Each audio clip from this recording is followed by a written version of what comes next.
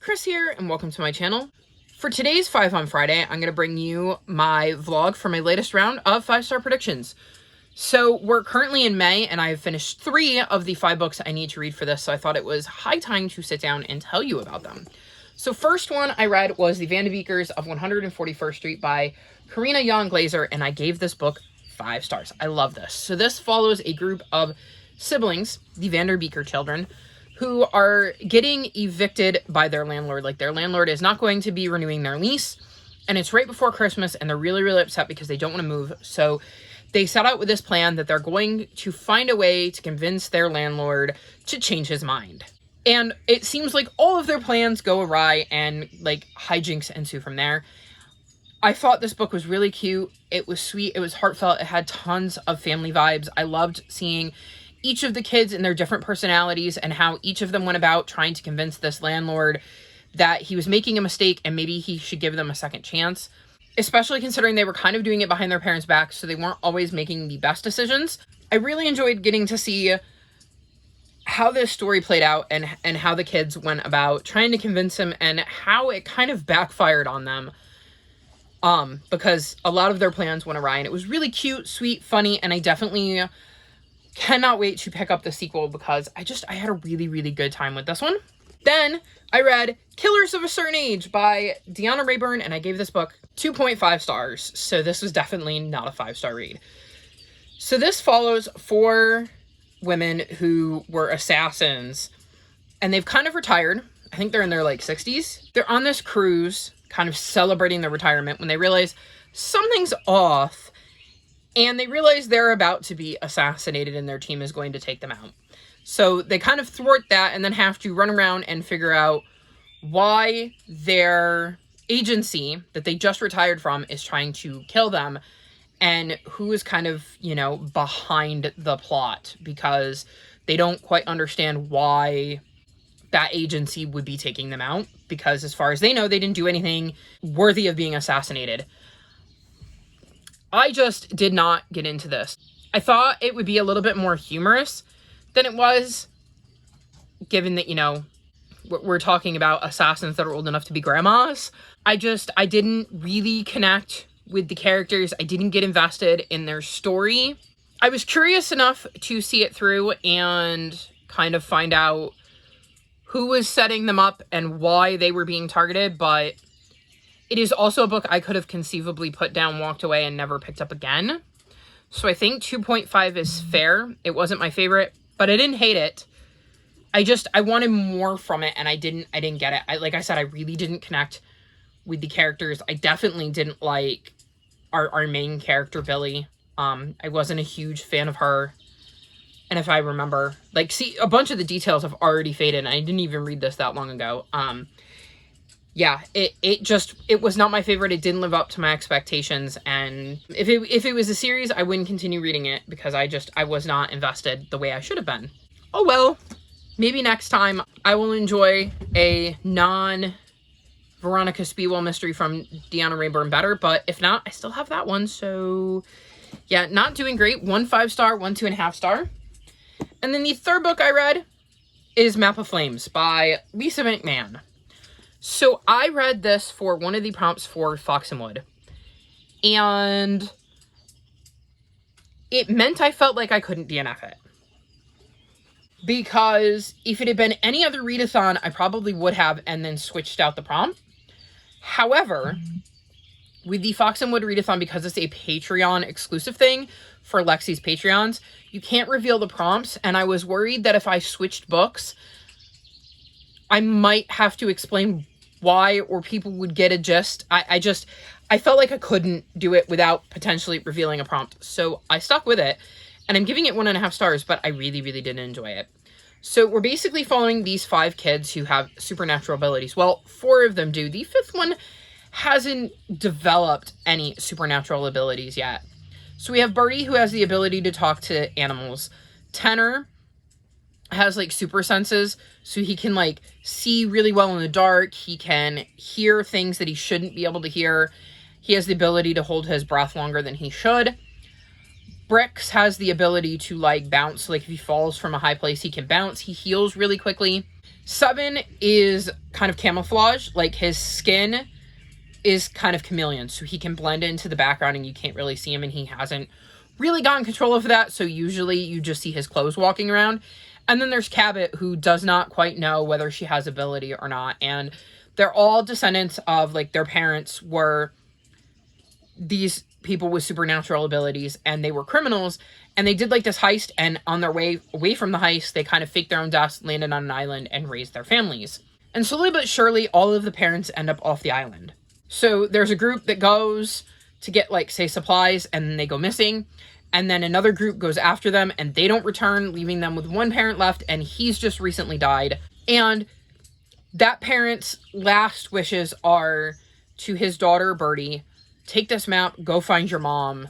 And the map is supposed to lead them to the stash that they stole on their last heist.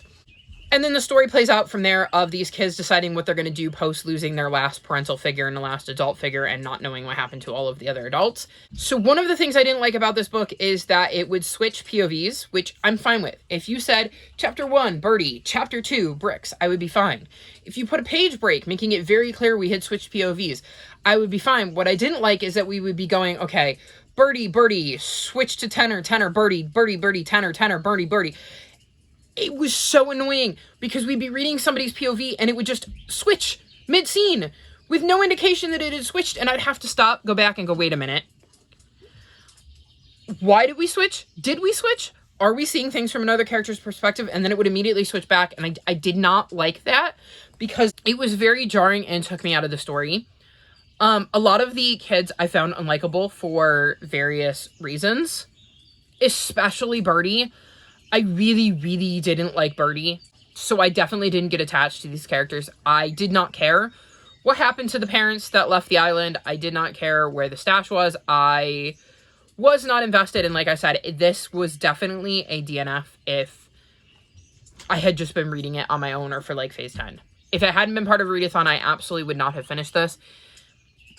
The reason it's getting 1.5 stars is it's got a decent premise. Like, the idea of these kids having these supernatural abilities and having to go find out what happened to their parents. And another thing that really annoyed me was they got to Estero, the city, and the dad, who knew he was dying, did not prepare them in any way, shape, or form to deal with things that they didn't understand. So, like, they have no idea what cars are. They don't know how a library works. They're so completely unprepared. And it was really annoying because I'm like, how are the people they're interacting with not realizing how strange these kids are? And not just because they have supernatural abilities, but because they're like completely ignorant of how society works. So that was another thing that really annoyed me of, like, if the dad was dying and he knew he was dying, why didn't he better prepare these kids for the point when they might decide to leave the island? So I just did not click with this book. Definitely won't be continuing this series, and I'm very disappointed that I didn't enjoy it more. So those are the first 3 books. 1 5-star, 1 2.5 star, 1 1.5 star. Definitely not going to be as good around this time as last time, because I think last time I had 4 out of 5 that were 5 stars. So yeah, here's hoping that I think the other 2 off the top of my head, because I don't have my list in front of me, are the One and Only Bob, which I feel much more secure with. And what's the 5th one? Off the top of my head, I don't remember. I'm legitimately looking around my room because I'm like, I don't think it's on my TBR for this month, and I don't think I've read it. I don't think I picked an ebook. Huh.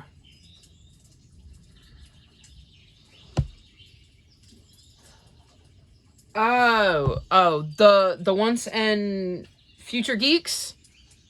Maybe? Yeah, it's something like that.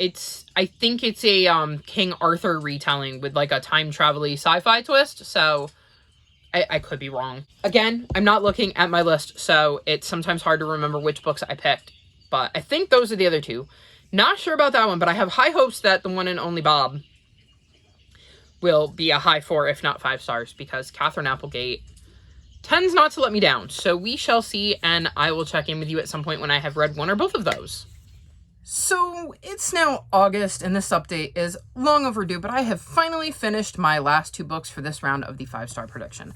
First up, we're going to talk about The Camelot Code, The Once and Future Geek by Mary Mancusi. I ended up giving this book 4.5 stars. So this is a King Arthur retelling, and we kind of have a double timeline. So we have in the past Arthur, and he hasn't pulled the sword from the stone yet, but we're on the verge of that happening.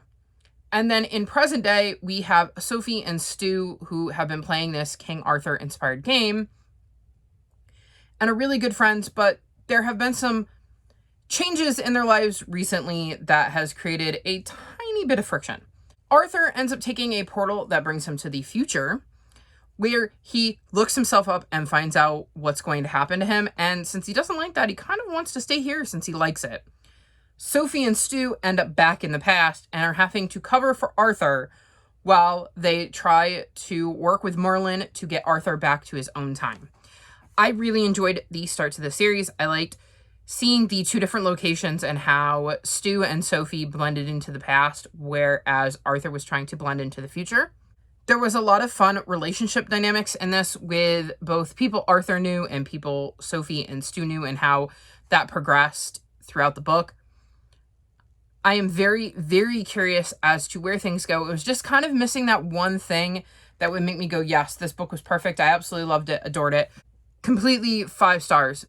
I am quite looking forward to seeing what happens in book 2 and seeing how some of the twists and turns that played out in this one affect the books going forward. So this is definitely a series I will be continuing. And then the last book for this round was The One and Only Bob, and I gave this book 5 stars. I am not at all surprised by this. This is the sequel to The One and Only Ivan, and in this one we're following Bob, the dog who we meet in The One and Only Ivan, and this is his story, and these events follow the events from The One and Only Ivan. I love Bob. He is such a great character. It was so much fun to be in his head and get to learn more about him and his motivations in his life and how he ended up in the situations he found himself in. I liked seeing the introduction of some new characters and some new locations. I liked getting to see Bob interact with the fellow animals he comes across throughout this book of various species. And I am quite looking forward to reading The One and Only Ruby, which is the 3rd book in this series at some point. And don't be surprised if it ends up on another 5-star prediction list, because I have loved both Bob and Ivan's stories, so I expect to love Ruby's as well. So, just to recap. The One and Only Bob got 5 stars, so that's 1. The Once and Future Geek got 4.5 stars. Map of Flames was a dud at 1.5 stars. The Van de Beekers of 141st Street was 5 stars, so that's 2. And then Killers of a Certain Age got 2.5 stars, which means it was kind of another dud. So, all in all, I had 3 books I really loved and 2 that I didn't really care for. So, kind of a mixed bag this round. But I think I did pretty decently, given that I found 2 new 5-star reads and a 4.5. That's pretty decent. And I would expect the sequels to these to continue to be high 4-star, if not 5-star ratings. So don't be surprised if you see me mention a sequel to one of these in a future round of 5-star predictions. So that's it for this round of 5-star predictions. Pretty happy with how things went. All of my social media is linked in the description below if you'd like to come chat with me. If you've made it this far in the video, leave me star emojis, like this video, and subscribe to my channel, and I'll talk to you next time. Bye!